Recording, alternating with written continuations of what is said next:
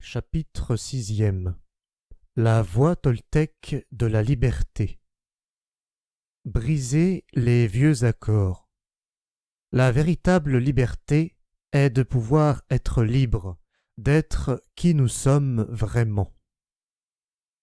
Tout le monde parle de liberté.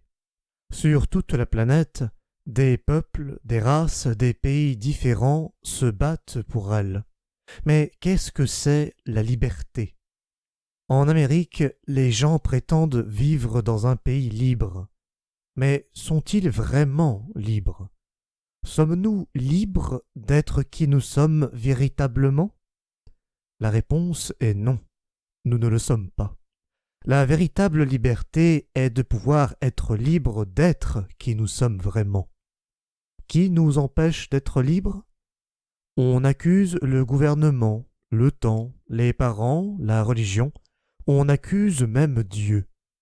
Mais qui nous en empêche vraiment d'être libres? Nous-mêmes. Que signifie véritablement être libre? Parfois on se marie, puis on dit avoir perdu sa liberté. Ensuite on divorce et on n'est toujours pas libre. Qu'est-ce qui nous retient? Pourquoi ne parvient-on pas à être soi-même? Il nous reste de vagues souvenirs d'il y a très longtemps, lorsque nous étions libres et que nous en jouissions pleinement, mais nous avons oublié ce que signifie vraiment la liberté. Si on regarde un enfant de 2 ou 3 ans, peut-être 4, on voit un être humain libre. Pourquoi est-il libre? Parce qu'il fait ce qu'il veut. Cet être-là est complètement sauvage, comme une fleur, un arbre ou un animal qui n'a pas encore été domestiqué. Sauvage. Et si on regarde des enfants de 2 ou 3 ans, on constate qu'ils arborent la plupart du temps un grand sourire et qu'ils s'amusent. Ils explorent le monde. Ils n'ont pas peur de jouer. Ils ont peur lorsqu'ils se font mal, qu'ils ont faim, ou qu'un de leurs besoins n'est pas satisfait. Mais ils ne se soucient pas du passé. Ils se fichent de l'avenir et ne vivent que dans l'instant présent. Les très jeunes enfants n'ont pas peur d'exprimer ce qu'ils ressentent. Ils ont tellement d'amour en eux que s'ils perçoivent de l'amour, ils se fondent en lui. Ils n'ont aucune peur d'aimer. Voilà la description d'un être humain normal. Enfants, nous n'avons ni peur du futur, ni honte du passé. Notre tendance humaine naturelle est de jouir de la vie, de jouer, d'explorer, d'être heureux, d'aimer. Mais que s'est-il passé chez l'adulte? Pourquoi sommes-nous si différents? Pourquoi ne sommes-nous plus sauvages? Du point de vue de la victime, on peut croire que quelque chose de triste nous est arrivé. Du point de vue du guerrier, ce qui s'est produit est normal. Le livre de la loi, le juge et la victime régissent notre existence. Voilà ce qui est arrivé. Dès l'instant que notre esprit a été programmé avec tout ce fatras, nous ne sommes plus heureux. Cette chaîne de programmation continue des enfants par leurs parents, de génération en génération, est tout à fait normale dans la société humaine. Inutile de condamner vos parents parce qu'ils vous ont appris à être comme eux. Que pouvaient-ils faire pour vous enseigner autre chose de ce qu'ils savaient? Ils ont fait de leur mieux, et s'ils vous ont maltraité, c'est en raison de leur propre domestication, de leurs propres peurs et croyances. Ils ne contrôlaient absolument pas la programmation qu'ils ont reçue. Donc, ils ne pouvaient pas se comporter autrement. Il est inutile de condamner vos parents ou quiconque vous ayant maltraité au cours de votre vie, y compris vous-même. Mais il est temps de mettre un terme à ces mauvais traitements. Il est temps de vous libérer de la tyrannie du juge en changeant le fondement de vos propres accords. Il est temps de vous libérer du rôle de la victime. Votre vrai moi est encore un petit enfant qui n'a jamais grandi. Parfois, cet enfant surgit lorsque vous vous amusez et que vous jouez, lorsque vous vous sentez heureux, que vous peignez, que vous écrivez de la poésie, que vous jouez du piano, ou que vous vous exprimez d'une façon ou d'une autre. Ce sont les moments les plus heureux de votre vie, lorsque votre vrai moi se manifeste, que vous ne vous souciez plus du passé ni de l'avenir. Vous êtes redevenu un enfant. Mais quelque chose transforme tout ceci. On appelle cela les responsabilités. Le juge dit « Attends un peu, tu es responsable, tu as des choses à faire, tu dois travailler, tu dois aller à l'école, tu dois gagner ta vie. » Toutes ces responsabilités nous reviennent à l'esprit. Nos visages changent et nous redevenons sérieux. Regardez des enfants jouant aux adultes. Leur petite mine change. « Je vais faire semblant d'être un avocat, » dit l'un d'eux. À l'instant, son visage se transforme et l'expression d'un adulte prend le dessus. Si on va au tribunal, c'est bien le genre de visage que nous y voyons, et celui que nous affichons aussi nous-mêmes. Nous sommes encore des enfants, mais nous avons perdu notre liberté. Ce que nous recherchons, c'est la liberté d'être nous-mêmes, d'exprimer ce que nous sommes. Mais en observant notre vie, nous voyons que la plupart du temps, nous agissons simplement pour faire plaisir à autrui, pour être acceptés par les autres, plutôt que de vivre notre vie pour nous faire plaisir à nous-mêmes. Voilà ce qui est arrivé à notre liberté. Et c'est ainsi que dans notre société et dans les autres sociétés de la planète, 999 personnes sur 1000 sont complètement domestiquées. Le pire est que la plupart d'entre nous ne sommes même pas conscients de ne pas être libres. Quelque chose nous le murmure, mais nous ne comprenons pas ce que c'est, ni pourquoi nous ne sommes pas libres. Le problème pour beaucoup est qu'ils vivent leur vie sans jamais découvrir que le juge et la victime dirigent leur esprit, de sorte qu'ils n'ont jamais la possibilité de se libérer. La prise de conscience est la première étape, car sans elle, rien ne peut changer. Si vous ne vous rendez pas compte que votre esprit est blessé et rempli de poison émotionnel, vous ne pouvez pas commencer à le laver et à guérir ses plaies, et vous continuerez à souffrir. Il n'y a pourtant aucune raison de souffrir. La conscience vous permet de vous rebeller et de dire « Cela suffit ». Vous pouvez chercher un moyen de guérir et de transformer votre rêve personnel. Le rêve de la planète n'est qu'un rêve. Il n'est même pas réel. Si vous pénétrez dans ce rêve et commencez à remettre en question vos croyances, vous découvrirez que la plupart de celles qui vous ont conduit à meurtrir votre esprit ne sont même pas réelles. Vous vous rendrez compte que vous avez souffert toutes ces années pour rien. Pourquoi ? Parce que le système de croyance qui vous a été inculqué est fondé sur des mensonges. Voilà pourquoi il est important de maîtriser votre propre rêve, et voilà pourquoi les Toltecs sont devenus des maîtres du rêve. Votre vie est la manifestation de votre rêve. C'est une œuvre d'art. Et vous pouvez changer de vie chaque fois que vous n'appréciez pas ce rêve. Les maîtres du rêve font un chef-d'œuvre de leur vie. Ils contrôlent leurs rêves en effectuant des choix. Chaque action entraîne des conséquences, et un maître du rêve est conscient de cette logique de ses conséquences. Être un Toltec est un mode de vie dans lequel n'existent ni leaders ni disciples. Chacun a et vit sa propre vérité. Un Toltèque devient sage, sauvage, et il redevient libre. Il y a 3 maîtrises pour conduire les êtres à devenir des Toltèques. La première est la maîtrise de l'attention. Elle consiste à être conscient de qui l'on est vraiment avec toutes ses possibilités. La deuxième est la maîtrise de la transformation. Comment changer, comment se libérer de sa domestication. La troisième est la maîtrise de l'intention.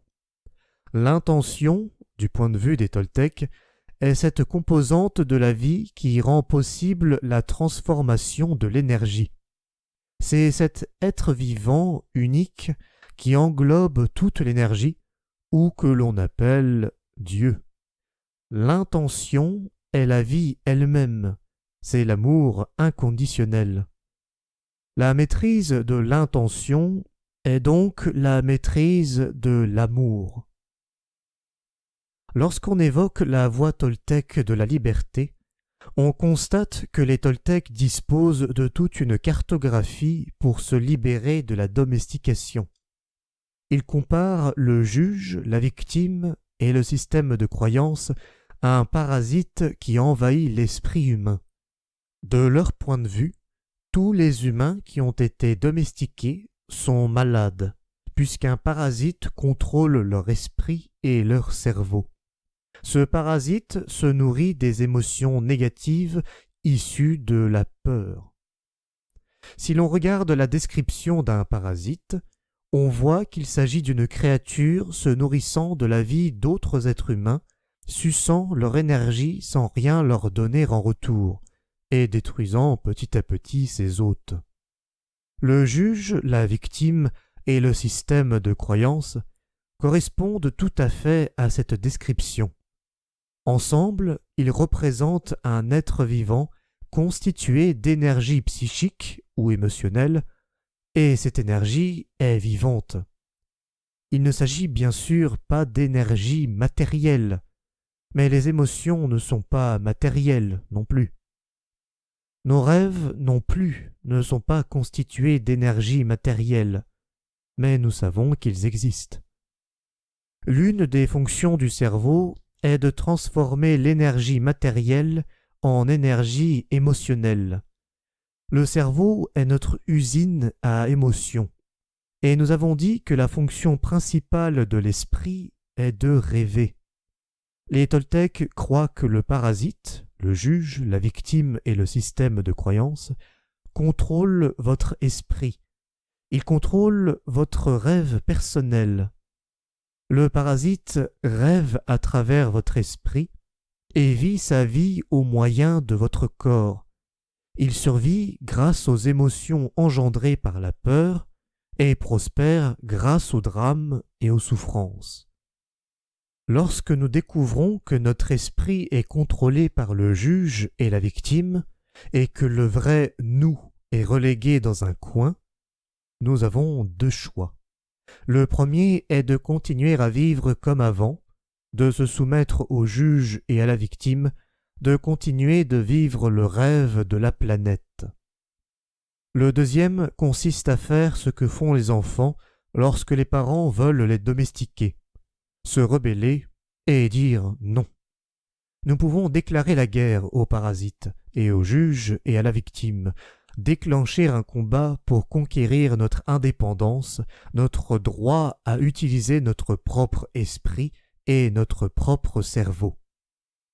Voilà pourquoi dans toutes les traditions chamaniques de l'Amérique, du Canada à l'Argentine, les chamans se font appeler guerriers, parce qu'ils sont en guerre contre le parasite de l'esprit. Voilà la vraie signification du guerrier. Le guerrier est celui qui se rebelle contre l'invasion du parasite. Il se rebelle et lui déclare la guerre.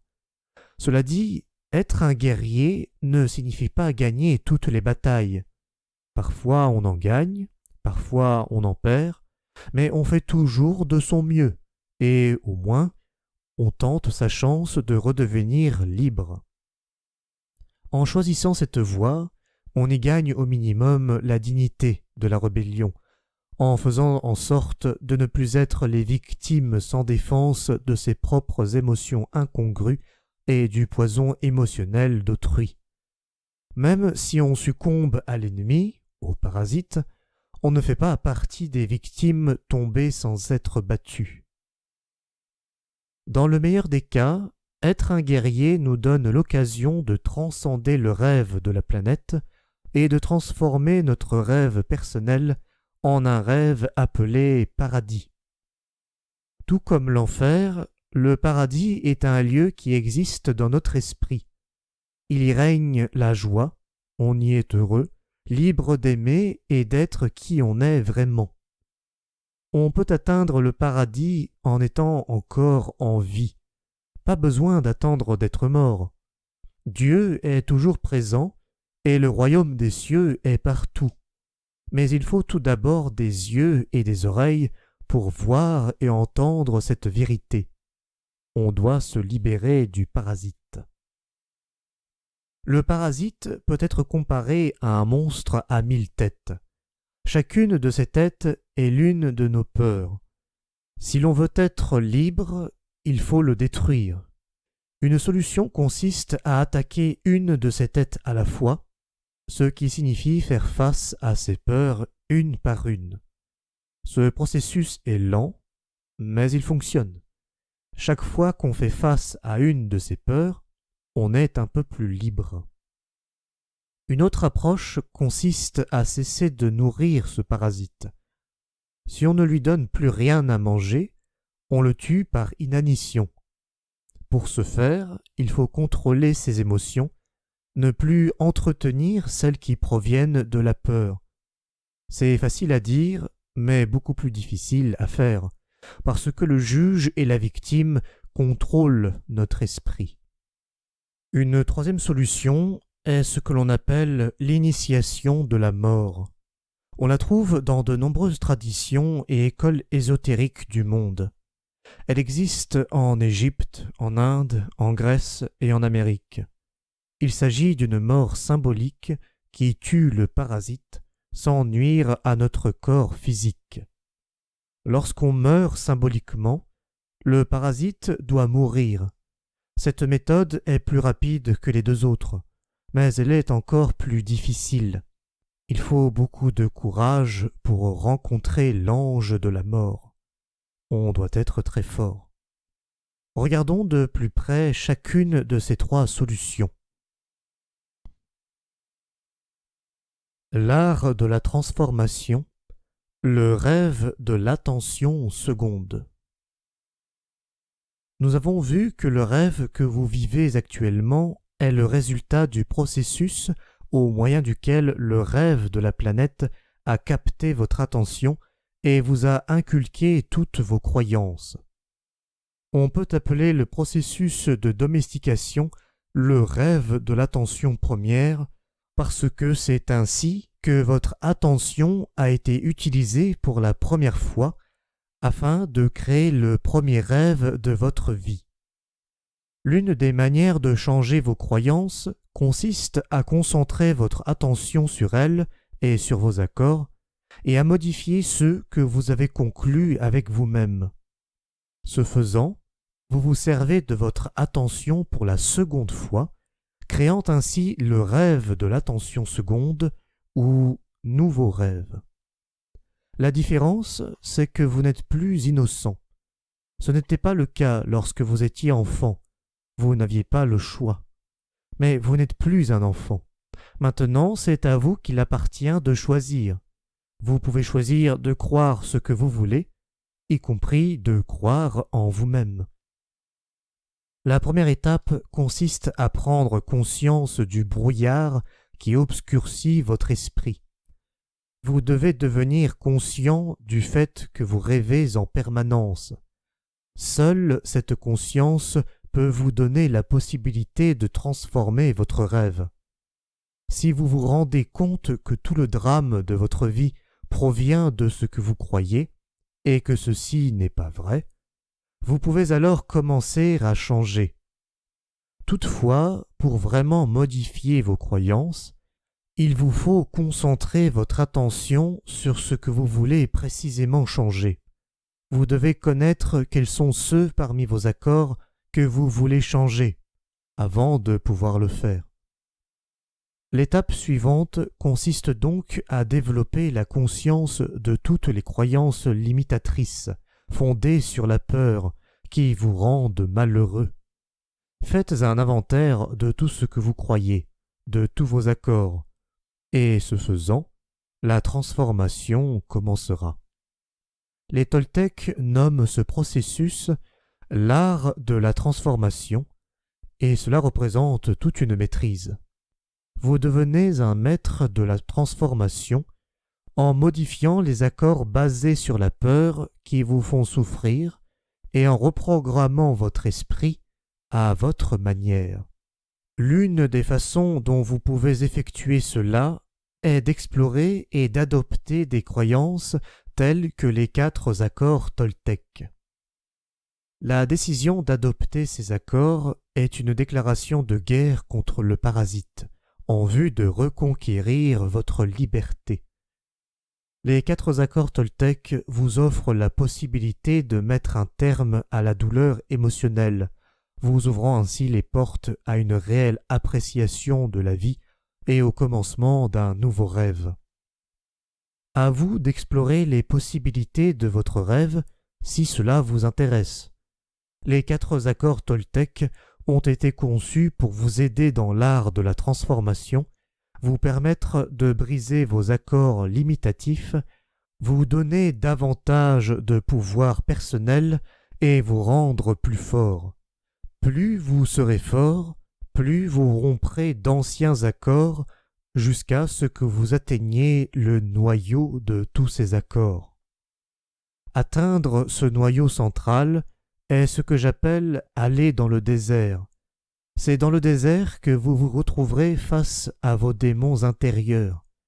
Une fois ressortis du désert, tous ces démons deviennent des anges. La mise en pratique des 4 accords représente un acte important de pouvoir. Il vous faut en effet beaucoup de pouvoir personnel pour rompre le sort de magie noire auquel est soumis votre esprit. Chaque fois que vous brisez un accord, vous récupérez un peu plus de pouvoir. Vous commencez par rompre de petits accords qui requièrent peu de pouvoir. À mesure qu'ils se brisent, votre pouvoir personnel s'accroît jusqu'à ce que vous soyez finalement en mesure d'affronter les grands démons qui vous habitent. Par exemple, cette petite fille à qui l'on avait dit de ne pas chanter, elle a maintenant 20 ans et ne chante toujours pas. Une manière pour elle de dépasser la croyance que sa voix est horrible consiste à se dire « D'accord, je vais essayer de chanter, même si je chante mal. » Puis elle peut s'imaginer que quelqu'un l'applaudit et lui dit « Oh, c'était magnifique !» Ceci peut amoindrir un peu l'accord dont elle souffre, même s'il est encore là. Cependant, maintenant, elle a un peu plus de pouvoir et de courage pour essayer à nouveau, et s'y reprendre encore et encore, jusqu'à ce qu'elle brise complètement cet accord. Voilà une manière de sortir du rêve de l'enfer. Mais chaque accord que vous souffrez et que vous brisez doit être remplacé par un nouvel accord qui vous rend heureux. Cela évitera le retour de l'ancien. Si la même place est occupée par un nouvel accord, l'ancien part à jamais. Plusieurs anciens accords très puissants peuvent faire penser que ce processus ne finira jamais. C'est la raison pour laquelle il vous faut aller pas à pas et faire preuve de patience envers vous-même, parce que cela prend du temps. Votre manière actuelle de vivre est le résultat d'années de domestication. Vous ne pouvez donc vous attendre à vous en libérer en un seul jour. Il est très difficile de rompre nos accords, parce que le pouvoir de notre parole, qui est celui de notre volonté, a été investi dans chacun de ceux que nous avons conclus. Pour modifier un accord, il faut la même quantité de pouvoir nécessaire à le créer. Il est impossible d'en changer un avec moins de pouvoir que nous n'en avons utilisé pour le conclure, et presque tout le pouvoir qui nous reste sert à maintenir les accords que nous avons passés avec nous-mêmes. Cela tient au fait que nos accords sont une forme de toxicomanie. Nous sommes dépendants de la façon dont nous vivons. Nous sommes dépendants de la colère, de la jalousie et de l'auto-apitoiement. Nous sommes dépendants des croyances qui nous disent « Je ne suis pas bon, je ne suis pas assez intelligent. Pourquoi essayer? D'autres réussiront, parce qu'ils sont meilleurs que moi. » C'est la répétition continuelle de tous ces anciens accords qui a fini par diriger notre vie. Par conséquent, vous devez également utiliser la répétition pour adopter les 4 accords toltèques. C'est en mettant en pratique ces nouveaux accords que votre mieux deviendra encore meilleur. C'est la répétition qui fait le maître. La discipline du guerrier. Contrôlez votre propre comportement. Imaginez que vous vous réveillez un matin débordant d'enthousiasme pour la journée à venir. Vous vous sentez bien. Vous êtes heureux, plein d'énergie pour affronter la journée. Puis, au petit déjeuner, vous vous disputez avec votre femme et un flot d'émotions se déverse. Vous vous emportez et dans votre colère, vous dépensez beaucoup de pouvoir personnel. Au terme de la dispute, vous vous sentez vidé et vous n'avez qu'une envie, c'est de partir et de pleurer. D'ailleurs, vous êtes si fatigué que vous allez dans votre chambre, vous vous y effondrez et vous essayez de récupérer. Vous passez toute votre journée pris par vos émotions. Il ne vous reste aucune énergie pour continuer et vous n'avez plus rien envie de faire. Chaque jour, on se réveille avec une certaine quantité d'énergie mentale, émotionnelle et physique que l'on dépense au cours de la journée.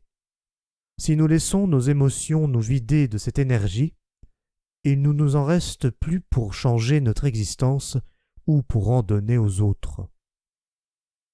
Votre façon de voir le monde dépendra des émotions que vous ressentez. Lorsque vous êtes en colère, rien de ce que vous voyez ne semble aller, tout paraît faux. Vous vous mettez à tout critiquer, y compris le temps. Qu'il pleuve ou qu'il fasse soleil, rien ne vous satisfait. Lorsque vous êtes triste, tout vous semble triste et vous donne envie de pleurer. Vous voyez les arbres et vous vous sentez triste. Vous regardez tomber la pluie et chaque chose semble infiniment triste. Vous vous sentez peut-être vulnérable et vous avez besoin de vous protéger, parce que vous ne savez pas à quel moment vous risquez d'être agressé. Vous ne faites plus confiance à rien ni à personne autour de vous. Cela vient du fait que vous regardez le monde avec les yeux de la peur. Imaginez que l'esprit humain soit pareil à votre peau. Si vous la touchiez, la sensation serait très agréable. Votre peau est faite pour recevoir des perceptions et la sensation procurée par le toucher est merveilleuse. Imaginez maintenant que vous soyez blessé et que votre peau soit entaillée et infectée. Si vous la touchiez là où elle serait infectée, vous auriez mal. Vous essayeriez donc de la couvrir et de la protéger. Vous n'auriez aucun plaisir à être touché à cause de la douleur. Imaginez maintenant que tous les humains ont une maladie de la peau. Personne ne peut toucher qui que ce soit parce que cela fait mal. Tout le monde a des plaies partout sur la peau, au point que cet état d'infection généralisé est considéré comme normal, et la douleur aussi. Chacun croit que c'est ainsi que les choses doivent être. Pouvez-vous vous représenter les comportements que nous adopterions si tous les êtres humains sur cette planète avaient une maladie de la peau? Nous ne pourrions bien sûr pas nous prendre dans les bras, parce que ce serait trop douloureux. Il nous faudrait garder beaucoup de distance entre nous. L'esprit humain ressemble tout à fait à cette description d'une peau infectée. Chaque être humain possède un corps émotionnel entièrement recouvert de plaies infectées. Chacune d'entre elles suppure du poison émotionnel, provenant de toutes les émotions qui nous font souffrir, telles que la haine, la colère, l'envie et la tristesse. Toute injustice ouvre une plaie dans l'esprit et nous y réagissons par du poison émotionnel en raison des notions et des croyances que nous cultivons concernant la justice et l'injustice. L'esprit est couvert de tellement de plaies provoquées par le processus de domestication, il est si plein de poison que tout le monde considère son état pitoyable comme normal. Je peux cependant vous dire que ce n'est pas son état normal. Le rêve de la planète est pathologique, et les humains souffrent d'une maladie mentale appelée peur. Les symptômes de cette maladie sont les émotions dont ils souffrent, la colère, la haine, la tristesse, l'envie et la trahison. Lorsque la peur est trop forte, l'esprit rationnel faiblit, et on parle alors de maladie mentale. Les comportements psychotiques se produisent lorsque l'esprit est tellement effrayé et les plaies si douloureuses qu'il est préférable de rompre le contact avec le monde extérieur. Si on est capable de voir son propre état d'esprit comme étant malade, on voit qu'il y existe un remède. Il n'est pas nécessaire de continuer à souffrir. Tout d'abord, on a besoin de la vérité pour ouvrir ces plaies émotionnelles, en sortir le poison et les guérir complètement. Comment devons-nous procéder? On doit pardonner à tous ceux qui nous ont fait du tort, non pas parce qu'ils méritent d'être pardonnés, mais parce qu'on s'aime tellement soi-même qu'on ne veut plus continuer à payer toutes les injustices passées. On peut se détacher de tout ressentiment et déclarer « Cela suffit, je ne serai plus le juge qui me tyrannise, je ne m'en voudrai plus et ne me maltraiterai plus. Je ne serai plus la victime. » Il vous faut tout d'abord pardonner à vos parents, à vos frères et sœurs, à vos amis et à Dieu. Lorsque vous avez pardonné à Dieu, vous pouvez finalement vous pardonner à vous-même. Lorsque vous vous serez pardonné, le rejet de vous-même disparaîtra de votre esprit. Ce sera le début de l'acceptation de vous, et votre amour-propre deviendra si fort que vous pourrez finalement vous accepter tel que vous êtes. Ce sera le commencement de la liberté humaine. Le pardon en est la clé. Vous saurez que vous avez pardonné à quelqu'un lorsque vous serez capable de le voir sans réagir émotionnellement. Même en entendant le nom de cette personne, vous n'aurez plus de réaction. Lorsque quelqu'un peut toucher l'endroit où se trouvait une plaie et que cela ne vous fait plus mal, vous savez que vous avez vraiment pardonné. La vérité est semblable à un scalpel. Elle est douloureuse car elle ouvre toutes les plaies recouvertes par des mensonges afin qu'on puisse guérir. Ces mensonges constituent un dispositif de déni. Ce dispositif est une bonne chose, puisqu'il nous permet de recouvrir nos plaies et de continuer à fonctionner. Mais lorsqu'on est débarrassé de toute plaie et de tout poison, on n'a plus besoin de mentir. Le dispositif de déni n'est plus utile, car un esprit sain, comme une peau saine, peut être touché sans que cela fasse mal. Lorsqu'il est propre, sain, l'esprit aime être touché. Lorsqu'on perd le contrôle, on dit des paroles qu'on ne voulait pas dire, ou on fait des choses qu'on ne voulait pas faire. Voilà pourquoi il est tellement important d'avoir une parole impeccable et de devenir un guerrier spirituel. Nous devons apprendre à contrôler nos émotions afin d'avoir assez de pouvoir pour changer les accords que nous avons conclus sous l'emprise de la peur, pour échapper à l'enfer et créer notre paradis personnel. Comment devenir un guerrier? Les caractéristiques d'un guerrier sont quasiment les mêmes partout dans le monde. Premièrement, le guerrier possède la conscience. Ceci est très important.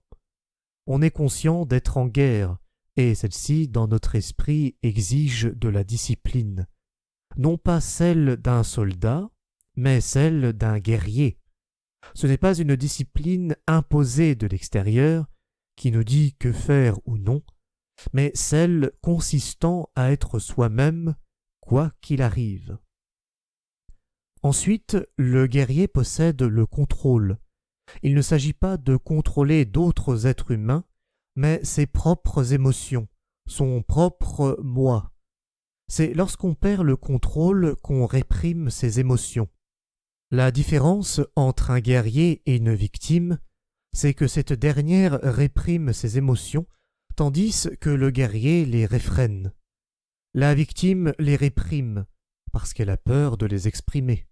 Se réfréner n'est pas la même chose que de réprimer. Se réfréner signifie contenir ses émotions, puis les exprimer au bon moment, ni avant, ni après. Voilà pourquoi les guerriers sont impeccables. Ils contrôlent totalement leurs émotions et donc leur propre comportement. L'initiation de la mort, embrasser l'ange de la mort. Le dernier moyen pour atteindre la liberté personnelle est de se préparer à l'initiation de la mort, c'est-à-dire de prendre la mort elle-même comme instructeur. L'ange de la mort peut nous enseigner comment être vraiment vivant, comment le devenir. Nous devenons conscients qu'on peut mourir à tout moment. Seul le présent nous permet d'être vivants. La vérité est qu'on ne sait pas si on sera encore en vie demain. Qui le sait?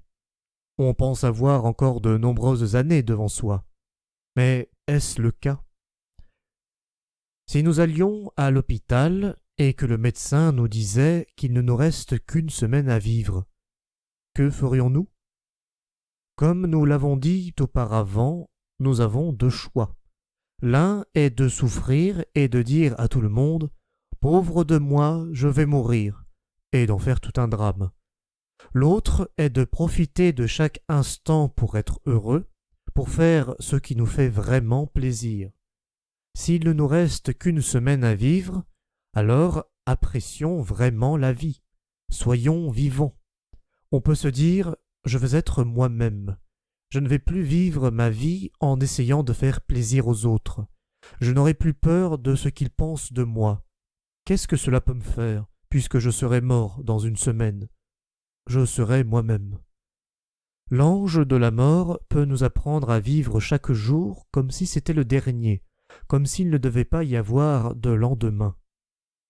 On peut commencer chaque journée en se disant « Je suis éveillé, je vois le soleil, je vais exprimer ma gratitude au soleil, à chaque chose et à chacun, parce que je suis encore en vie.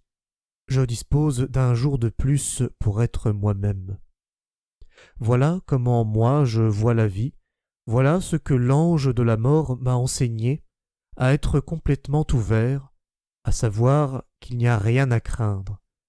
Et bien entendu, j'agis avec amour à l'égard de ceux que j'aime, parce que c'est peut-être le dernier jour où je peux leur dire que je les aime. Je ne sais pas si je vais les revoir, alors je ne veux pas être en mauvais termes avec eux. Que se passerait-il si je me disputais avec vous, que je vous jetais à la figure tout le poison émotionnel que j'ai contre vous, et que vous veniez à mourir demain? Aïe! Mon Dieu, mon juge intérieur va m'en faire voir de toutes les couleurs, et je m'en sentirai tellement coupable de ce que je vous aurais dit. Je me sentirai même coupable de ne pas vous avoir dit combien je vous aimais. L'amour qui me rend heureux est celui que je peux partager avec vous. Pourquoi devrais-je nier que je vous aime? Peu importe que vous m'aimiez en retour. Je peux mourir demain, et vous aussi. Ce qui me rend heureux maintenant est de vous faire savoir combien je vous aime. Il vous est possible de vivre votre vie de cette manière. Ce faisant, vous vous préparez à l'initiation de la mort. Au cours de cette initiation, le vieux rêve qui loge dans votre esprit mourra à jamais. Oui, il vous restera des souvenirs du parasite, du juge, de la victime et de ce que vous avez l'habitude de croire, mais ce parasite sera mort. Voilà ce qui va mourir au cours de l'initiation de la mort, le parasite. Il n'est pas facile de choisir cette initiation de la mort parce que le juge et la victime s'y opposeront de toute leur force. Ils ne veulent pas mourir. Qui plus est, nous croyons que c'est nous-mêmes qui allons mourir, et cette mort nous fait peur. En réalité, lorsqu'on vit dans le rêve de la planète, c'est comme si on était déjà mort. Celui qui survit à l'initiation de la mort reçoit donc le plus beau des cadeaux, la résurrection.